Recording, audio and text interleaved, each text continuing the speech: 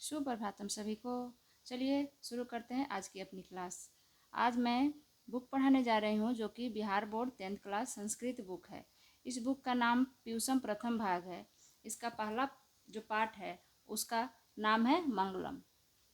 तो इस बुक को वे सारे लोग देख सकते हैं जो बिहार बोर्ड 9th-10th से पढ़ रहे हैं बच्चे। अभी मैं 10th क्लास की वीडियो बना रही हूँ, इसके बाद फिर 9th का भी बुक पढ़ाऊँगी। मेरा यही कोशिश है कि 6 से लेकर 12 तक का सारी क्लास के बुक को पढ़ाऊँ, ताकि सारे जो बच्चे पढ़ रहे हैं बिहार बोर्ड से वे लोग इस वीडियो को देखकर ज्ञान प्राप्त कर सके। चलिए शुरू करते हैं आज का नया टॉपिक। तो पहला जो पाठ है उसका नाम है मंगलम। दोस्तों, मंगलम का अर्थ होता है कल्याणकारी। ठीक है, आप लोग के पास अगर बुक है तो आप लोग बुक खोल के देख सकते हैं। अगर बुक नहीं है तो मेरे वीडियो को आप लोग पूरे वीडियो को ध्यान से देखेंगे तो आप लोग को बहुत अच्छा से समझ में आ जाएगा। दोस्तों चलिए शुरू करते हैं। ये मंगलम जो पाठ है वह कल्याणकारी उसका अर्थ होता है। इसका तो आप लोग बात समझ गए। अब इस बुक में जो लिखा हुआ है उसको हम पढ़ के बता रहे हैं। आप लोग भी ध्यान से देखें और पढ़ने की कोशिश करें। छोटा छोटा तोड़ तोड़ के पढ़ेंगे तो आप लोग को भी बुक पढ़ने आसानी से आ जाएगा। चलिए दोस्तों शुरू करते हैं। उपनिषदः वैदिक वाङ्मयस्य अन्तिमे भागे दर्शनशास्त्रस्य सिद्धान्तान् प्रकटयन्ति। उपनिषद वैदिक वाङ्मय के अंतिम भाग के दर्शन शास्त्र का जो सिद्धांत है उसके प्रकट करता है, उस सिद्धांत को प्रकट करता है। उपनिषदः वैदिक वाङ्मयस्य अन्तिमे भागे दर्शन शास्त्रस्य सिद्धान्तान् प्रकटयन्ति। उपनिषद वैदिक वाङ्मय के जो दर्शन शास्त्र का अंतिम भाग है उसके सिद्धांतों को प्रकट करता है। सर्वत्र परम पुरुषस्य परमात्मनः महिमा प्रधानतया गीयते। सभी जगह उस परम पुरुष परमात्मा की महिमा की जो प्रधानता है उसको गाया जाता है। अर्थात सर्वव्यापी कौन होते हैं? श्री कृष्ण भगवान जो परम पुरुष है। यही बात इसमें बोला गया है कि सर्वत्र परम पुरुषस्य परमात्मनः महिमा प्रधानता गीयते। सभी जगह परम पुरुष जो परमात्मा है उनकी महिमा गाया जाता है। तेन परमात्मना जगत व्याप्त अनुशासितम च अस्ति। वहीं परमात्मा सारे संसार में व्याप्त रूप से अनुशासित है। जो वे परमात्मा है वही सारे संसार में इस जगत में व्याप्त है और अनुशासित है।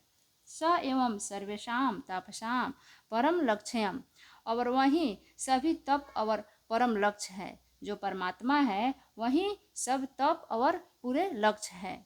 अस्मिन् पाठे परंपरा परा उपनिषदा पदात्मका पंच मंत्रा संकलिता संति। यह जो पाठ है इसमें परमात्मा से संबंधित उपनिषद का 5 मंत्र पद के रूप में संकलित है।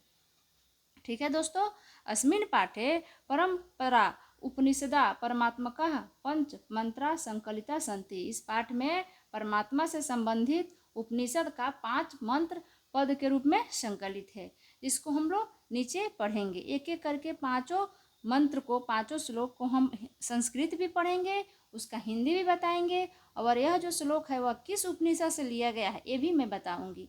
आप सारे मेरे जो भी भाई बहन हैं जो भी इस वीडियो को देख रहे हैं वे लोग पूरे वीडियो को ज़रूर देखेंगे। एक बार देखेंगे, एक बार से समझ अगर नहीं आएगा तो उस वीडियो को आप लोग रोक रोक कर भी देख सकते हैं और पढ़ने की कोशिश कर सकते हैं। मैं इसको तोड़ तोड़ कर छोटा छोटा रूप करके आप लोग को बताऊंगी। चलिए आगे श्लोक को हम पढ़ते हैं। हिरणमयेन पात्रेण सतस्य अपि हितमुखम तत्वं पुसन अपावृणु सत्य धर्माय दृष्टये। ठीक है, कह रहा है कि हिरणमयेन पात्रेण सतस्य अपि हितमुखम तत्वं पुसन अपावृणु सत्य धर्माय दृष्टये। यह जो श्लोक है सबसे पहले यह किस उपनिषद से लिया गया है दोस्तों? तो यह जो श्लोक है ये ईशावास्य उपनिषद से लिया गया है। ठीक है, एक बार इसका संस्कृत में फिर पढ़ दें कि बहुत सारे जो बच्चे हैं उनको संस्कृत पढ़ना ही नहीं आता है। ठीक है, पहले संस्कृत पढ़ने अगर आ जाएगा तो उसका हिंदी भी निकल जाता है। हिरणमयेन पात्रेण सतस्य अपि हितमुखम तत्वं पुसन अपावृणु सत्य धर्माय दृष्टये। सोने के पात्र से, हिरणमयेन मतलब सोने के पात्र, पात्रेण मतलब पात्र, सोने के पात्र से सत्य का मुंह ढका हुआ है। सत्य और धर्म को देखने के लिए हे सूर्य उस पात्र को हटा दीजिए। इसका हिंदी अर्थ हो गया, अगर आप लोग लिखना चाहे तो लिख भी सकते हैं। हिरणमयेन पात्रेण सतस्य पिहिता मुखम तत्वम पुषन अपावृणु सत्य धर्माय दृष्ट। इसका अर्थ हो गया कि सोने के पात्र से सत्य का मुंह ढका हुआ है। उस सत्य और धर्म को देखने के लिए हे सूर्य उस सोने के पात्र को हटा दीजिए। तो यह जो श्लोक है यह ईशावास्य उपनिषद से लिखा गया है। मेरे भाइयों, ये जो दोस्तों ये जो श्लोक है ये भी पूछ देता है कि यह किस उपनिषद से लिया गया। हर तरह से क्वेश्चन बनाकर पूछ देता है। तो आपको श्लोक के साथ साथ ये भी याद रखना है कि कौन सा श्लोक किस उपनिषद से लिया गया है। ठीक है, चलिए अब मैं दूसरा श्लोक पढ़ती हूँ और उसका हिंदी अर्थ भी बताती हूँ। इसका जो दूसरा श्लोक है उसको आप लोग ध्यान से देखें। अणो अनियान महतो महियान आत्मसजंतो निहितो गुह्याम। ठीक है, एक बार फिर पढ़ रही हूँ। अणो अनियान महतो महियान आत्मस्य जंतो निहितो गुह्याम तम क्रतुः पश्यति वेतशोको धातु प्रसादात महिमन आत्मना। ठीक है, फिर पढ़ रही हूँ मैं। तम क्रतुः पश्यति वेतशोको धातु प्रसादात महिमना आत्मना। ठीक है, तो ये जो श्लोक है वो लिया गया है कठोर उपनिषद से। दूसरा नंबर का जो श्लोक है अणो अनियान ये किस उपनिषद से लिया गया है? तो कठोर उपनिषद से लिया गया है दोस्तों। इसमें कहा जा रहा है, इसका जो हिंदी अर्थ होगा, आत्मा जो है जो छोटा से छोटा या महान से भी महान सारे जीव के अंदर छुपा रहता है और उस आत्मा को उस ब्रह्मा को कोई बीत शोकी जो मनुष्य होंगे वही देख सकते हैं, सब इस आत्मा को नहीं देख पाएंगे।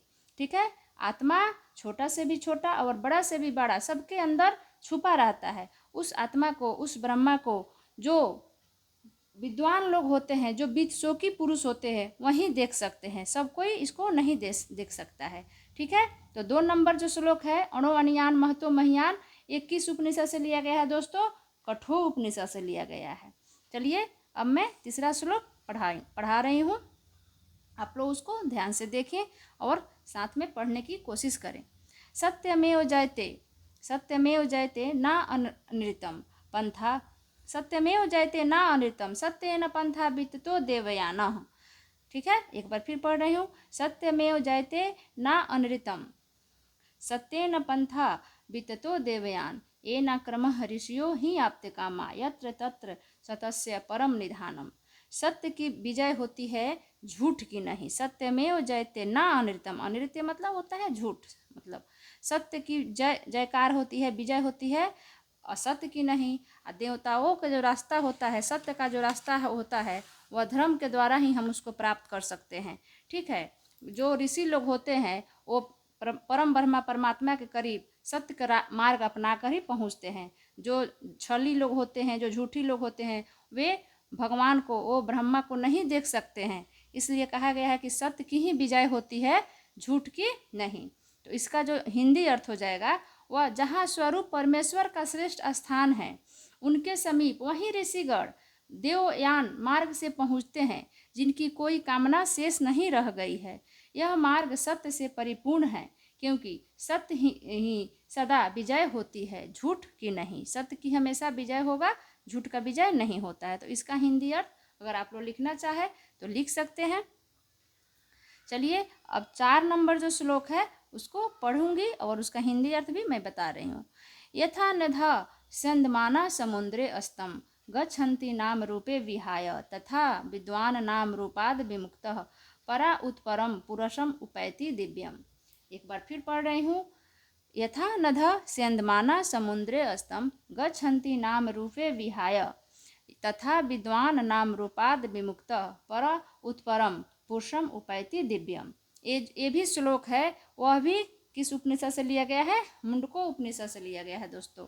यथा नधा जैसे बहती हुई नदियाँ, इस श्लोक का अर्थ हो जाएगा हिंदी अर्थ, जैसे बहती हुई नदियाँ अपनी नाम और रूप को छोड़कर त्याग कर समुद्र में मिल जाती है, उसी प्रकार से जो विद्वान लोग होते हैं वे भी अपने नाम और रूप को त्याग कर परम पुरुष जो दिव्य होते हैं परमात्मा उनमें विलीन हो जाते हैं। ठीक है, इसका जो हिंदी अर्थ हो जाएगा, एक बार फिर बता रही हूँ, जैसे बहती हुई नदियाँ अपने नाम और रूप को त्याग कर समुद्र में मिल जाती है, विलीन हो जाती है, उसी प्रकार विद्वान लोग भी अपने नाम और रूप को त्याग कर परम पुरुष परमात्मा में विलीन हो जाते हैं। दोस्तों, इस तरह से 4 जो श्लोक है उसका मैं संस्कृत और हिंदी भी साथ में बताई और किस उपनिषद से लिया गया है ये भी बताई। अब आगे जो अंतिम और 5वां श्लोक है उसको आप लोग देखें और उसको ध्यान से पढ़ें। वेदा अहमेतम पुरुषम महांतम आदित्य वर्णम तमसः परस्तात्।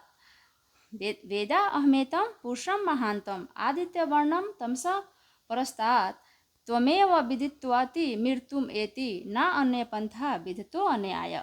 दोस्तों, ये जो श्लोक है वह हमारा श्वेताश्वर उपनिषद से लिया गया है। वेदा अहमेतम पुरुषम महांतम, वेद ही पुरुष है, वेद ही महान है। और जब सूर्य का प्रकाश निकलता है, जब सूर्य उदित होते हैं तो क्या होता है, चारों तरफ प्रकाशित हो जाता है, चारों तरफ प्रकाश फैल जाता है। मृत्यु ही एक ऐसा सच है कि उसको हम लोग छुपा नहीं सकते हैं। मृत्यु वह सत्य है, इसके द्वारा हम परम ब्रह्मा परमात्मा तक पहुँच पाएंगे और फिर उस परमात्मा तक पहुँचने का मृत्यु के सिवा और दूसरा कोई रास्ता नहीं है। ठीक है, तो इसका हिंदी अर्थ भी एक बार फिर बता दे रही हूँ। मैं उस अज्ञानतातीत प्रकाश स्वरूप महान पुरुष को जानता हूँ, उसे ही जानकर पुरुष मृत्यु को प्राप्त करता है। इसके अतिरिक्त परम पद की प्राप्ति का कोई मार्ग नहीं है। दोस्तों, इस तरह से मैं ये भी बताई कि जो वेद है वह पुरुष है, वह महान है। जब सूर्य जब निकलते हैं तो चारों तरफ क्या होता है, प्रकाश हो जाता है, प्रकाश फैल जाता है। और वह जो परमात्मा तक पहुँचने का रास्ता है वह मृत्यु ही है। मृत्यु एक सच है, इसको कोई झूठ साबित नहीं कर सकता है। दोस्तों, मेरे भाई बहनों, चलिए आज मैं 5 श्लोक संस्कृत के साथ साथ उसका हिंदी अर्थ भी आप लोग को बताई। अगर ये वीडियो आप लोग को अच्छा लगे तो लाइक कमेंट सब्सक्राइब जरूर करें। और ऐसे ही अगर वीडियो आप लोग को प्राप्त करना है, आप लोग को बिहार बोर्ड का जो भी बुक है 9th 10th 11th 12th का वीडियो अगर प्राप्त करना है, आप लोग को पढ़ना हो, तो इस चैनल को सब्सक्राइब जरूर करें ताकि सारे जो वीडियो मैं पढ़ाऊँगी वह आप तक सबसे पहले पहुँच जाए। थैंक यू दोस्तों।